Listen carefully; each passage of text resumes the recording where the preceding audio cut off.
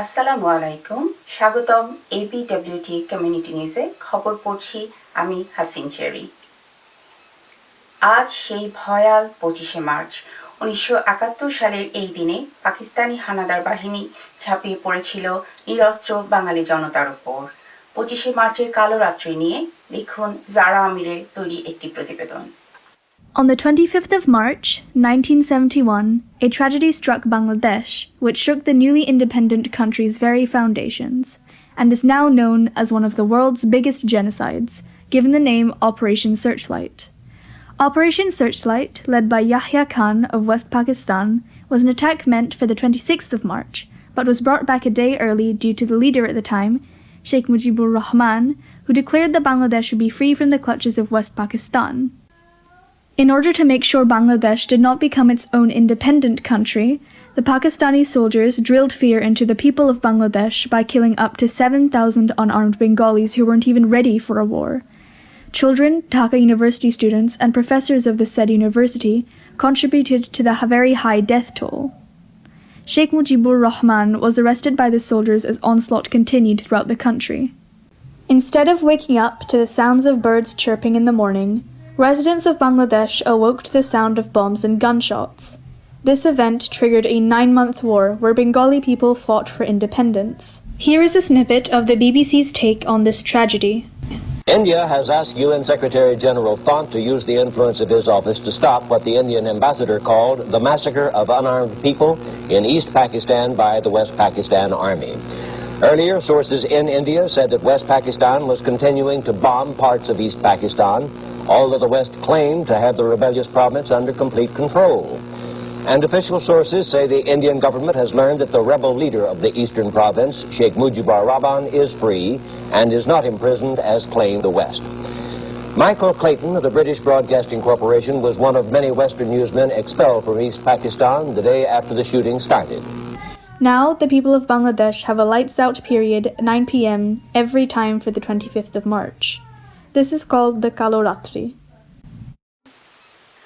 25শে মার্চের কালো রাতের পর 26শে মার্চ জনাব এম এ হান্নান এবং 27শে March major general Ziaur Rahman সন্ধ্যা 7:45 চট্টগ্রামের তৎকালীন স্বাধীন বাংলা বেতার কেন্দ্র থেকে বাংলাদেশের স্বাধীনতার ঘোষণা দেন।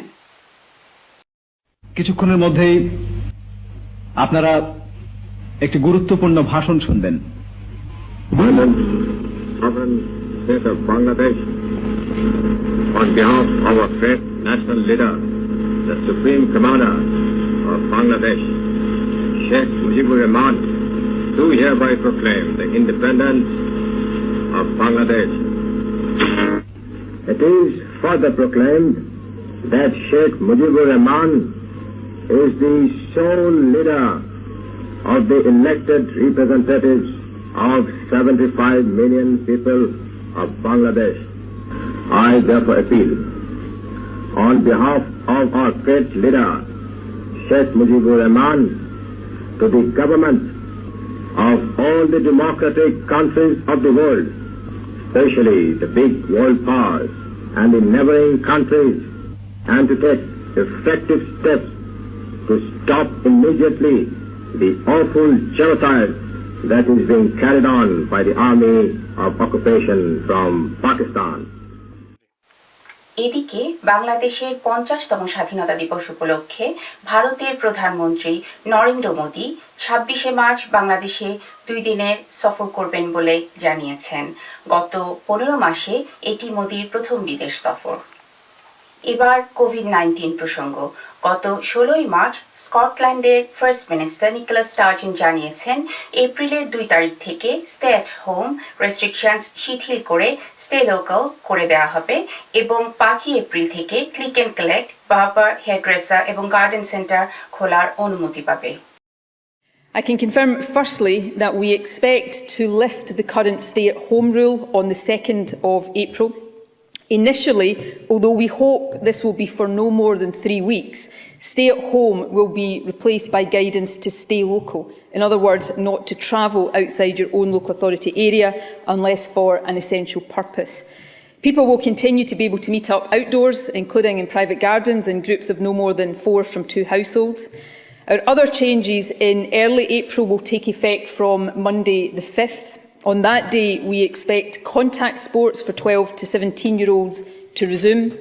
We also expect that from 5th April, more students, particularly in further education, will be allowed to return to on-campus learning. We also expect to begin the phased reopening of non-essential retail on the 5th of April. Click and collect retail services will be permitted to reopen from that date, along with homeware stores and car showrooms and forecourts. And garden centres will also be able to reopen on the 5th of April, which I know is important as we head towards the summer period. এদিকে ভ্যাকসিনের কারণে রক্ত জমাট বাঁধার আশঙ্কায় Denmark, Austria এবং Italy সহ ইউরোপের 9টি দেশ অক্সফোর্ডের অ্যাস্ট্রাজেনেকা ভ্যাকসিন প্রদান সাময়িকভাবে স্থগিত ঘোষণা করেছে। তবে ইউরোপিয়ান মেডিসিন এজেন্সি এবং ইউকে রেগুলেটরি বোর্ড জানিয়েছে অক্সফোর্ডের অ্যাস্ট্রাজেনেকা ভ্যাকসিনের কারণে রক্ত জমাট বাঁধার কোনো প্রমাণ খুঁজে পাওয়া যায়নি। আবার যুক্তরাষ্ট্রের কলাম্বিয়া ইউনিভার্সিটি ও রচেস্টার ইউনিভার্সিটি চালানো এক যৌথ গবেষণার ফলাফল থেকে অ্যাস্ট্রাজেনেকা ভ্যাকসিনকে ব্যবহারের জন্য সম্পূর্ণভাবে নিরাপদ বলে ঘোষণা করা হয়েছে। First, the Independent Medicines and Healthcare Products Regulatory Agency has reviewed the evidence, as it does every week. They've confirmed that the benefits of the vaccine in preventing COVID far outweigh any risks, and people should continue to get their vaccine when asked to do so. And June will say a little bit more about that in a moment. It's also very important for our European friends that today the European Medicines Agency has come to a clear scientific conclusion, and I quote, "This is a safe and effective vaccine." ব্রিটেনে অর্ধেকেরও বেশি প্রাপ্তবয়স্ক জনগণকে COVID-19 ভ্যাকসিনের প্রথম dose দেওয়া হয়েছে বলে স্বাস্থ্য মন্ত্রণালয় জানিয়েছে। এবার এপিডব্লিউটি প্রসঙ্গ। গত 15 মার্চ থেকে এপিডব্লিউটি কোভিড-19 হার্ডশিপ গ্র্যান্টের আবেদনপত্র গ্রহণ করা শুরু হয়েছে। এপিডব্লিউটি কর্তৃপক্ষ জানিয়েছে আবেদন গ্রহণের 2 সপ্তাহের মধ্যে প্রায় 120টিরও বেশি আবেদনপত্র জমা পড়ায় আর নতুন কোনো আবেদনপত্র গ্রহণ করা হচ্ছে না। যারা আবেদন করেছেন তাদেরকে আগামী 2-3 সপ্তাহের মধ্যে হার্ডশিপ গ্র্যান্ট প্রদান সম্পূর্ণ করা হবে বলে কর্তৃপক্ষ জানিয়েছেন।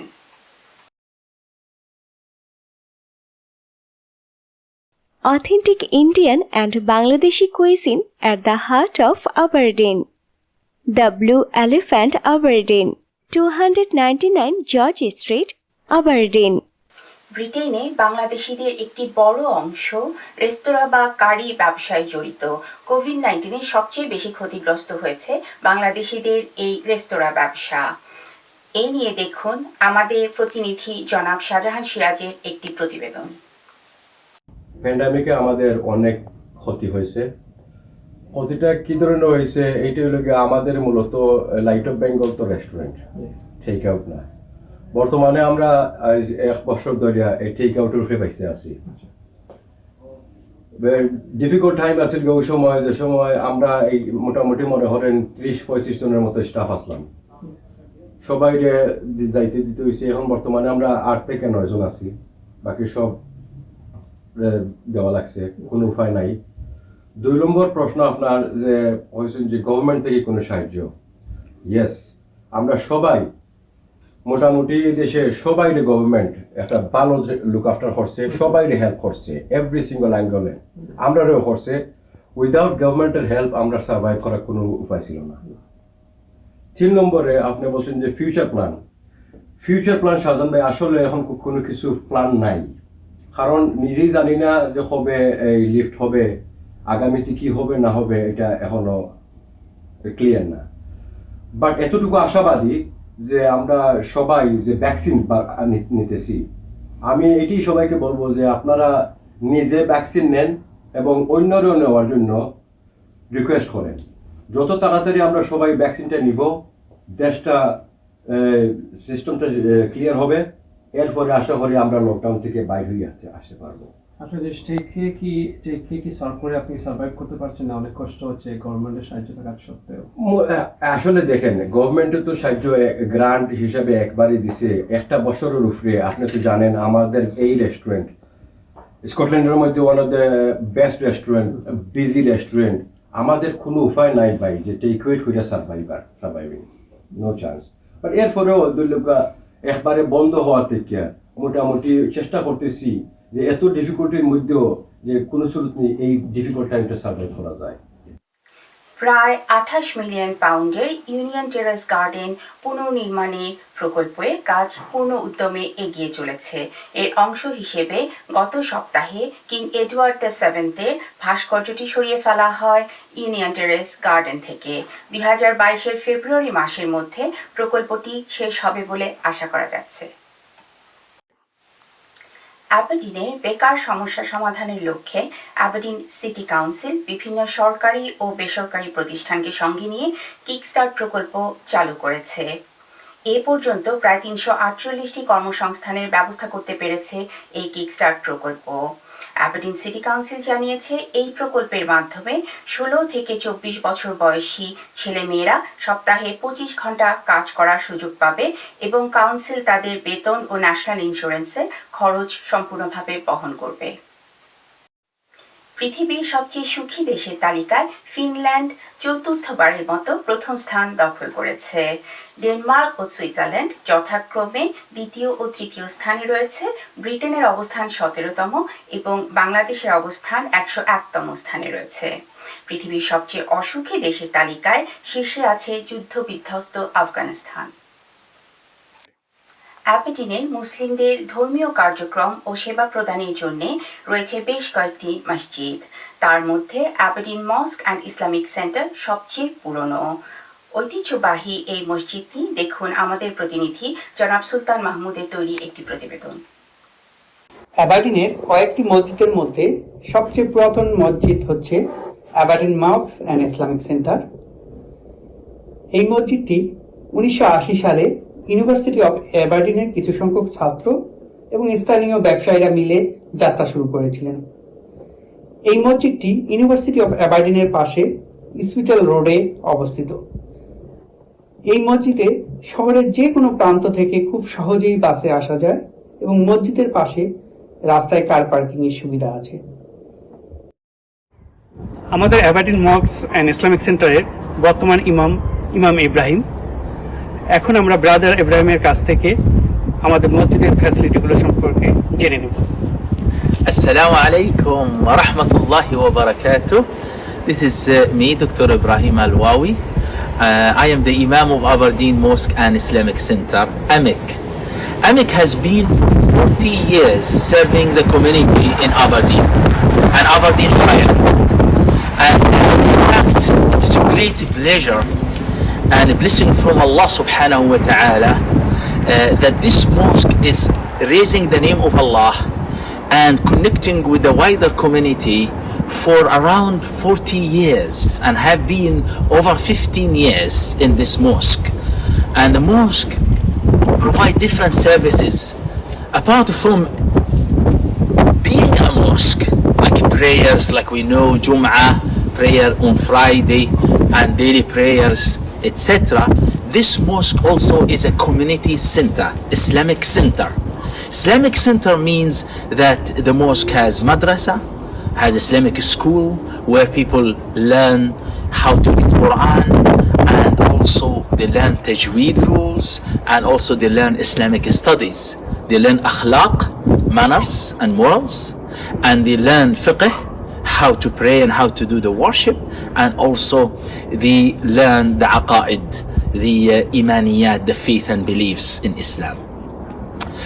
And we have other services, like for example we do weddings, we do funeral services, we do consultations, we do community service like social services, like for example iftar in Ramadan, Taraweeh in Ramadan, and we do iftar on the day of Arafah, day of Ashura, all this included in the mosque. So mosque is like a Muslim hub where everyone there and find something for them. Elderly people, they find something for them there, and young people, they find something for them there, and middle-aged people and youth and young Muslims, they find something there. Because Islamic center means inclusive, And also our ladies and respected women in our community, they have great contribution in the mosque, and they have facilities, they have prayer rooms, and they have area for their classes and activities. And it's a great blessing from Allah subhanahu wa ta'ala that this mosque continue, and it will continue serving the entire community and all people from different background, including non-Muslim.